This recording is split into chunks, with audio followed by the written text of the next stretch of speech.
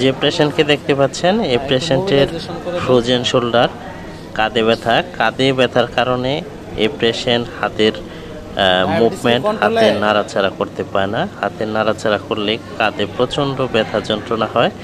এই ব্যথার কারণে ওনার শোল্ডার জয়েন্ট স্টিফ হয়ে গেছে। উনি আমাদের কাছে এর আগে একদিন এসেছিল, আজকে ওনার দ্বিতীয় সেশন চলছে। ওনার কাঁধটা একেবারে ফ্রোজেন হয়ে গেছিল, অর্থাৎ একেবারে শক্ত হয়ে গেছিল।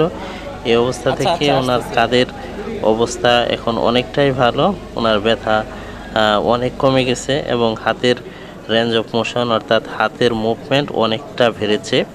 যাদের কাঁধে ব্যথা হয়, এই কাঁধে ব্যথা হলে ফিজিওথেরাপি চিকিৎসা নিতে হয়, হালকা কুসুম গরম সেক এবং ব্যথানাশক ওষুধ খেতে হয়। কাঁধে ব্যথা হলে ব্যথানাশকের ওষুধের পাশাপাশি অবশ্যই ফিজিওথেরাপি চিকিৎসা নেবেন।